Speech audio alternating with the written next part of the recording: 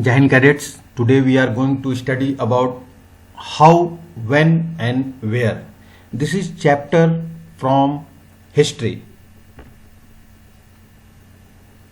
Now in this chapter we will be studying about how important are dates. Under this heading we will be studying which dates, how do we periodize, what is colonial. Next is how do we know. Under this we will be studying about administration produce records, survey become important, and what official records do not tell. These all things we will be studying in this video. What is history? History is about changes that occur over time. From this figure it is very much clear, right from this first figure to last figure you can see the different changes. This is the history. It is the study of the past. It is about finding out how things were in the past and how things have changed. As we compare the past with the present, we refer to time we talk of before and after. Why should we study history? History allows us to understand our past, thereby helping us to understand our present.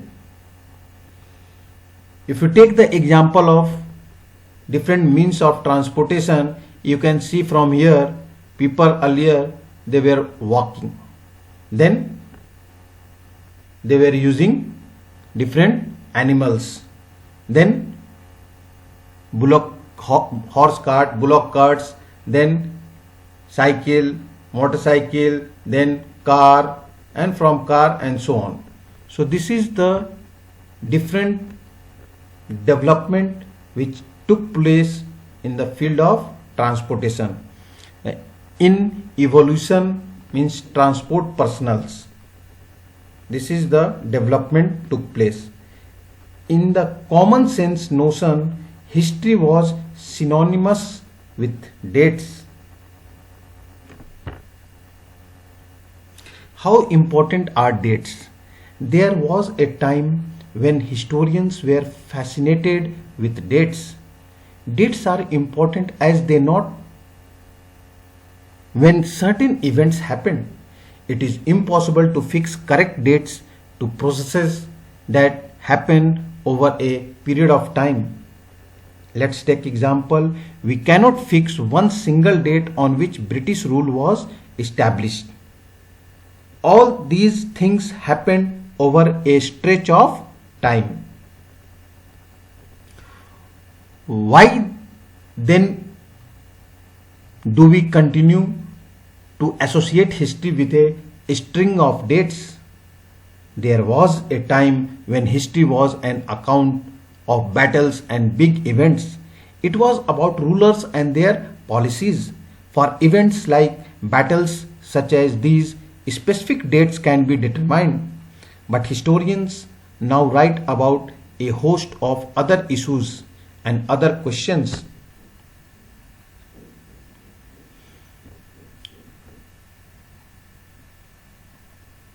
In this figure we can see the Akbar the Great. They look at how people earn their livelihood, what they produce and ate, how cities and market developed, how kingdoms were formed, how new ideas spread, and how cultures and society changed. These all things we used to study in history. Which dates are important? The dates we select are not important on their own. They become vital because we focus on a particular set of events as important. Example, the rule of each British Governor General in India was important. All the dates in these history books were linked to these personalities, to their activities, policies and achievements. The chronology of their lives marked the different chapters of the history of British India.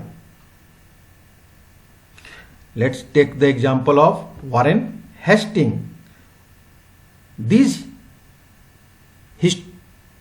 histories began with the rule of the first Governor General Warren Hastings and ended with the last Viceroy Lord Mountbatten. Here we can see many of the Governor Generals. When we write history or a story, we divide it into chapters. Why do we do this? It is to give each chapter some coherence. In the histories that revolve around the life of British Governor Generals and activities of Indians simply do not fit. What then do we do? Clearly, we need another format for our history. How do we periodize? Periodization helps us understand the sequence in which various events occurred and their events. It is an attempt to capture the characteristics of a time, its central features as they appear to us. When we periodize, we are able to differentiate between periods. They reflect our ideas about the past. They show how we see the significance of the change from one period to the next. In 1817, James Mill, a Scottish economist and political philosopher, published a book.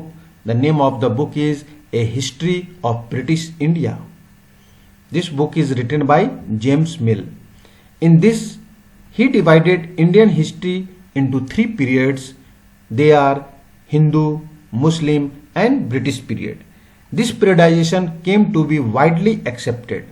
According to Mill, all Asian societies were at a lower level of civilization than Europe.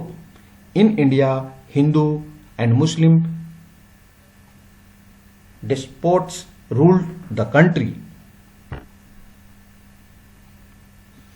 This is the figure of James Mill.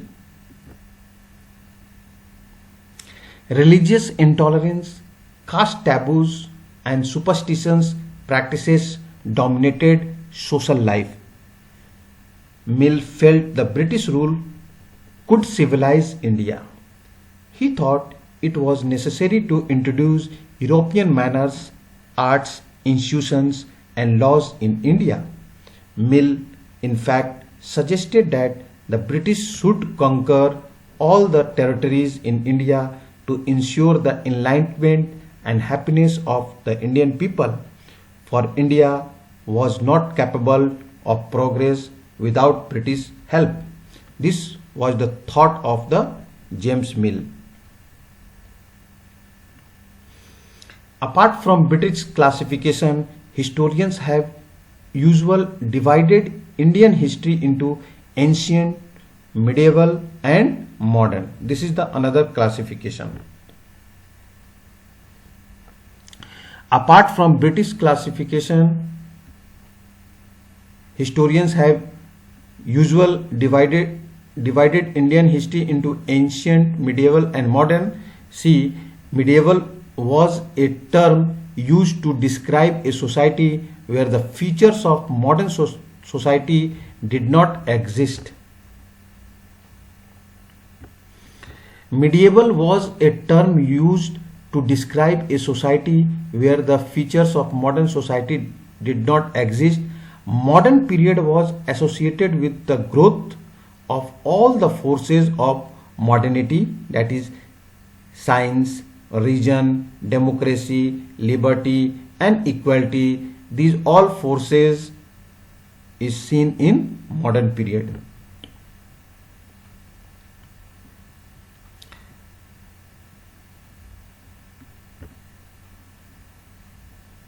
Apart from British classification, historians have usually divided Indian history into ancient, medieval and modern. It is a periodization that is borrowed from the West. This division too has its problem. Under British rule, people did not have equality, freedom or liberty. nor was the period one of economic growth and progress. Many historians therefore refer to this period as colonial. Then question will arise, what is colonial? In this book you will read about the way the British came to conquer the country and establish their rule by subjugating local Nawabs and Rajas, collected revenue to meet all their expenses, bought the goods they wanted at low prices, produced crops they needed for export. We will also study the changes British rule brought about in values and tastes, customs and practices. See in this figure, when the subjugation of one country by another lead to these kinds of political, economic, social and cultural changes, we refer to the process as colonization. However, all classes and groups did not experience these changes in the same way. That is why the book is called Our Past in the plural. Now, how do we know? We know what happened in the past by looking at things from the past, including sources. There are different sources like books, newspaper and letters, and artifacts like pottery, tools and human or animal remains. You can see from this figure, administration produced records. One important source is the official records of the British administration. The British believed that the act of writing was important. Every instruction, plan, policy decisions, agreement, investigation had to be clearly written up. Once this was done, they made memos, notings and reports as things could be properly studied and debated. This is the figure of the British rule in India. The British also felt that all important documents and letters needed to be carefully preserved. So they set up records rooms attached to all administrative institutions like the village Tahsildar's office, the collectorate, the commissioner's office, the provincial secretariats, the law courts. Specialized institutions like archives and museums were also established to preserve important records, letters and memos, the notes and reports that district officials prepared or the instruction can still be read in the archives. This is the figure.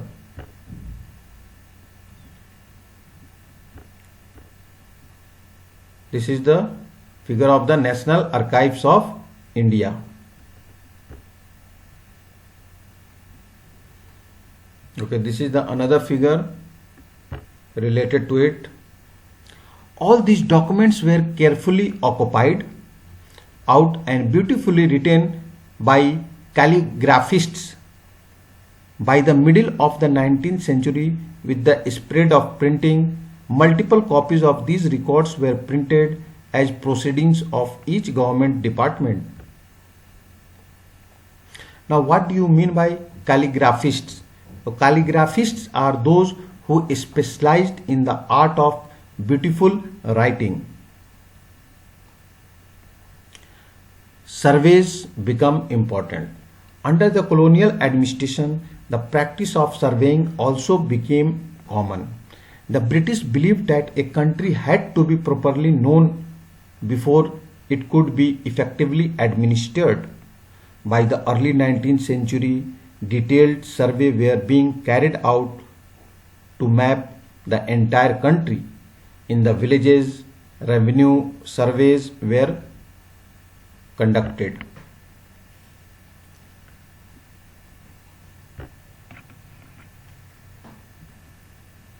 In the village, revenue survey were conducted. This is the figure. Efforts were made to know the topography, the soil quality, the flora, the fauna, the local histories, and the cropping pattern in the region.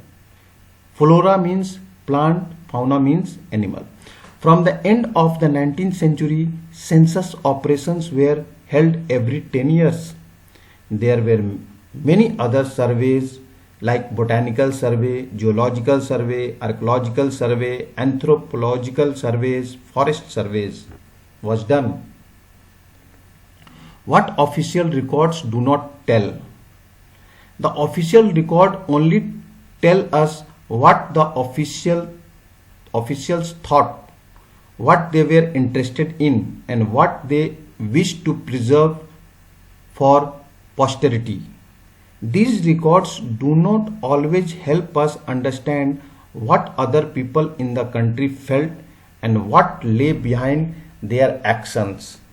For that, we need to look elsewhere. The sources are more difficult to get than official records. We have diaries of people, accounts of pilgrims and travelers, autobiographies of important personalities, and popular booklets that were sold in the local bazaars. As printing spread, newspapers were published and issues were debated in public. Leaders and reformers wrote to spread their ideas. Poets and novelists wrote to express their feelings. All these sources, however, were produced by those who were literate. From these, we will not be able to understand how history was experienced and lived by the tribals and the peasants, the workers in the mines, or the poor on the streets. Getting to know their lives is a more difficult task. Thank you.